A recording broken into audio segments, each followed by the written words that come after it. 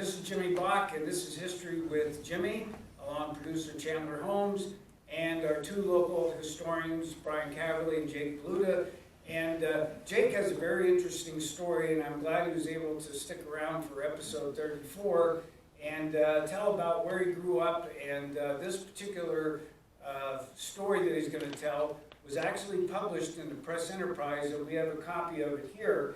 So that if you'd like to know more about the story, you can either stop in to see Jake at his antique shop or come to the museum and you can read this. So Jake, I'm going to lead off and ask you to start and tell a little bit about where you grew up and the story that was in the paper. All right, well thank you, Jimmy. Yeah. Anyway, I grew up in a place and people used to refer to it as Dogtown.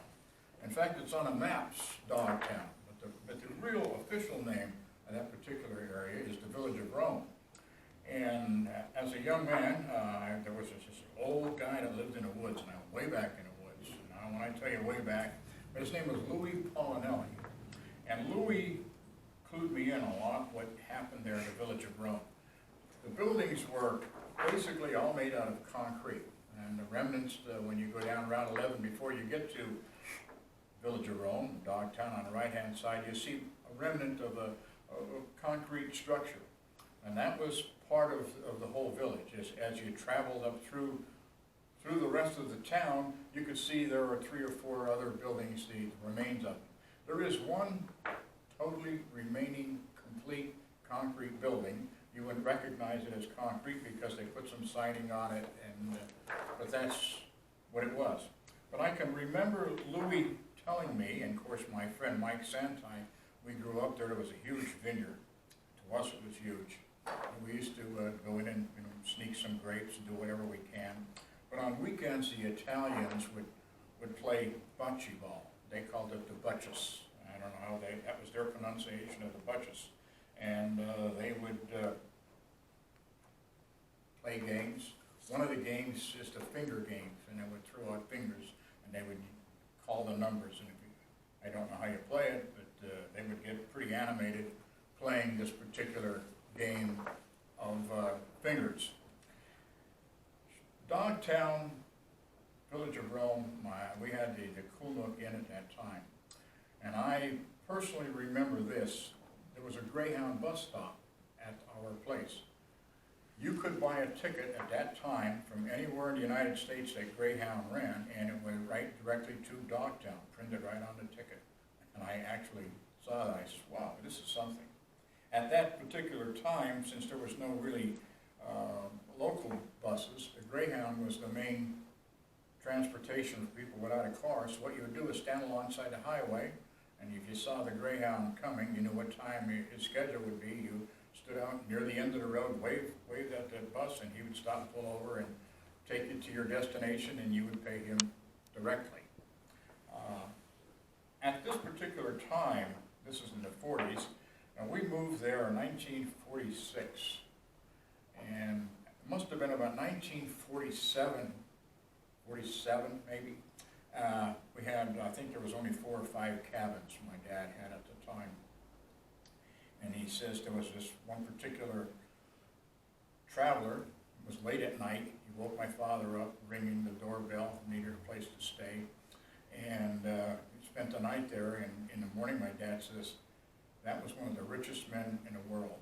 And at that time, to me, that was Howard Hughes. So it was an interesting thing. They signed the books, and I don't recall if we still have the receipt with his name on it or not. But you go back to the 40s, World War II had just ended. And it was a lightning for people. The oppression of the war was over, so people were starting to travel, or wanting to travel. There was no interstates, there was no 80, 81, there was no turnpike. And Route 11 on the eastern coast was the most important north route for this part of the United States. So a lot of people just started to travel. And you'd get these vacationers, and they would stop at the motel, and some of them became regulars. They became almost like family. They would look forward to spending a week or two at the Cool Nook Inn, as they called it. So it was it was an exciting time as a young person, and seeing these people, and it was exciting for them also, because they were the first time traveling. It was just very unique for its time.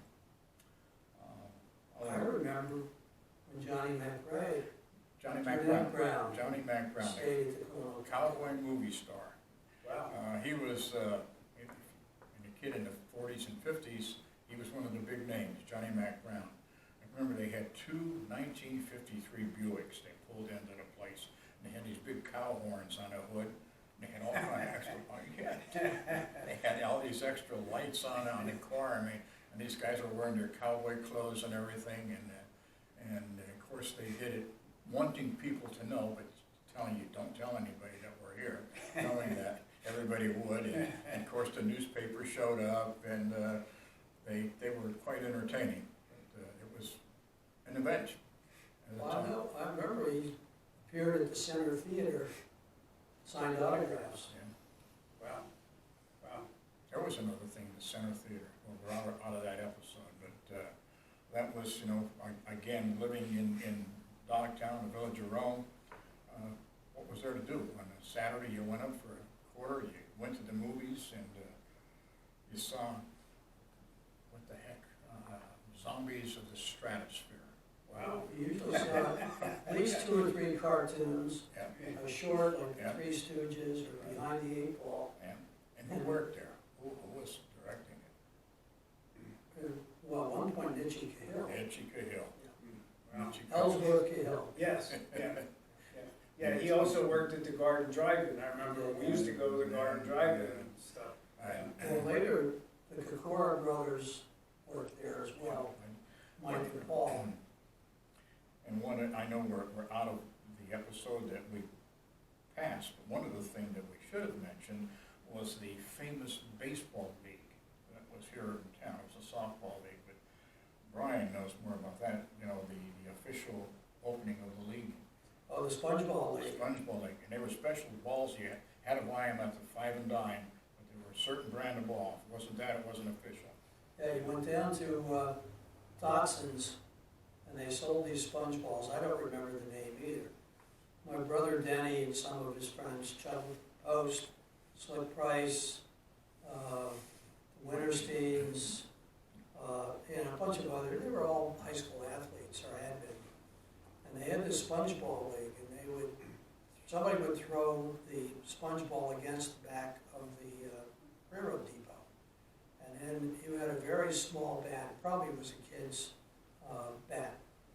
And you tried to hit the sponge ball, and there are different places marked out. If you hit the ball there, you got a single or a double or a triple or whatever. And so the pitchers prided themselves on their speed, and the batters prided themselves on being able to hit that ball with this tiny bat that they had. And it attracted a lot of attention. People would show up for the games, and these guys really took the game very seriously. And one of the local legends, Lynn Williams, appointed himself as commissioner of the Spongeball League.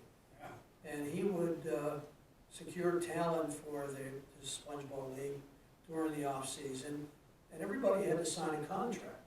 Wow. He'd have you sign a contract, and everybody had names of famous baseball players. My brother Denny, who I was a senior in high school then, and he was 8 years older than me. He was probably one of the older Spongeball League members, and he was called Satchel Paige because Satchel Paige was still playing baseball, and Yeah. he was in his 40s. He was the old man in baseball.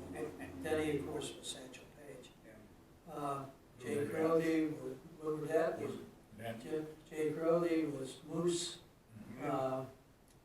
Scouring. No Scouring. Yeah, yeah. And they had a grand opening one year. Since my father was president of the bank in Chickasha, Lynn thought it was appropriate to have the president throw out the first ball. So Lowell came to the game and threw out the first ball, and the game proceeded. There weren't any bleachers, and they had a bunch of cars, railroad cars, parked along the railroad track or the railroad station, and people would climb up on top of the railroad cars and watch the game. And while the game was going on, one of the local kids fell off and landed on his head. Oh, And Lynn stopped the game and went over, looked at him, and said, "Oh, he's all right, let's go." And they went on with the game. The kid wasn't injured, but, Well, since we're talking about baseball, I have to interject. We had a famous baseball player here, and Chandler and I actually did a YouTube episode on Carl Zawatsky, thanks to Jake, because I had no idea about him, and we did a whole story, and a couple days later, when it was on YouTube, his son called me from Arkansas to thank us for remembering his dad, and we are the first museum to have a poster of him in that picture there in the window, and the episode that we did on him, and then you donated his baseball cards to us. well, the part that I was interested in at the time, others, Berwick High School, they had pro football players, and they had basketball players, and it seemed to me Shikshinny didn't have anybody that really went to the pros, and I had found out about Carl Zawatsky. I said, my God, if we don't start some kind of thing to remember this, they'll never know that we had a pro come from Shikshinny. I remember going to a game. Now, this time Carl was a bench coach for the Phillies. It was a Philly game. I went up there. I have front row seats, and Carl was probably from here to that back wall away from me, and I kept calling, and he didn't come over because other people were calling. And what I regret not doing, I should have said, Carl, I'm from Shikshinny.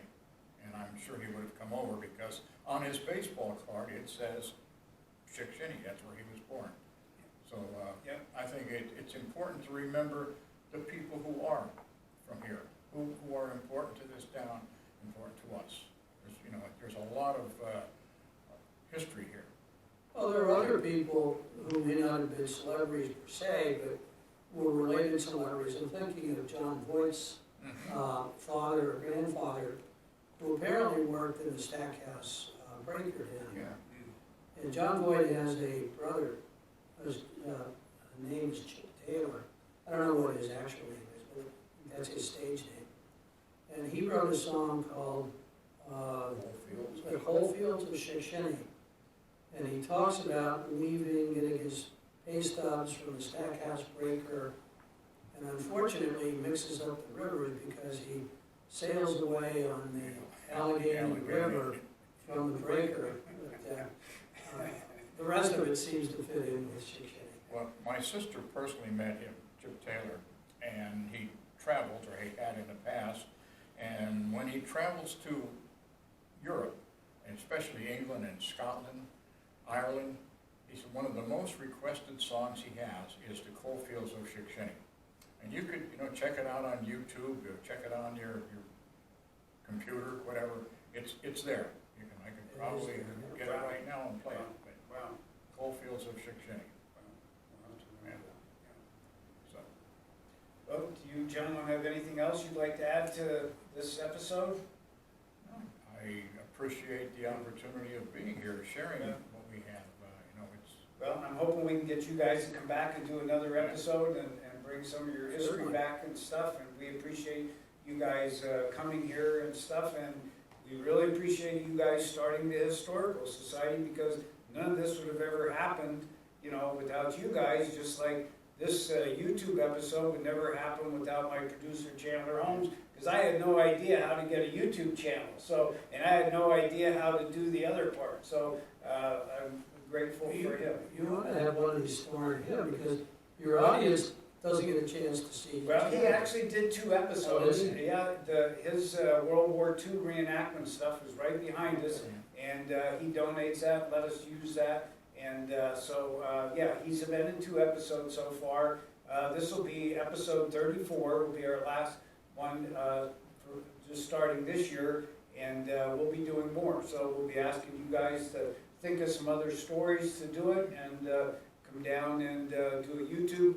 And so far, we've had over 5,500 people see our YouTube episodes for 2 guys that really didn't know how to do it. My wife got me that camera, and we've been figuring out how to do things and stuff. And I think, Channel, did you tell me that people from the Dominican Republic were looking at that? And there was, 2,000 people from Europe seeing our episode? So I guess we're teaching history all over the world. So you guys are all part of that now. We want You to guys do a appreciate good you, job. we want to appreciate you that, continuing and saving it. Once it's lost, it's lost. Yeah, It's well, important to save it, yeah. and you Well, guys do it very professionally. Yeah. Well, speaking of that then, for episode 32, I have to share this because for many people that didn't see this, we got a World War I poster, and this is a copy, and I hope there's no glare on that, is there, Chandler? Okay, so the Press Enterprise, when we took the back off of this World War I poster, we found this picture of this woman. And her name was on there. It said Hazel Hack, RFD1, Bloomsburg, 1960. So we put the word out.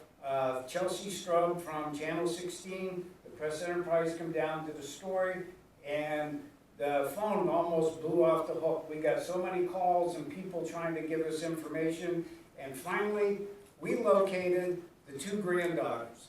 Oh, wow. And we were able to give that picture back to the granddaughters, and one of them had lost all their pictures in the flood, so they had no pictures, and here they came here, and so this is a rewarding part of this, doing all this work, is to be able to reunite this grandmother with her granddaughters and her great-grandkids and stuff, so that they could know who she was.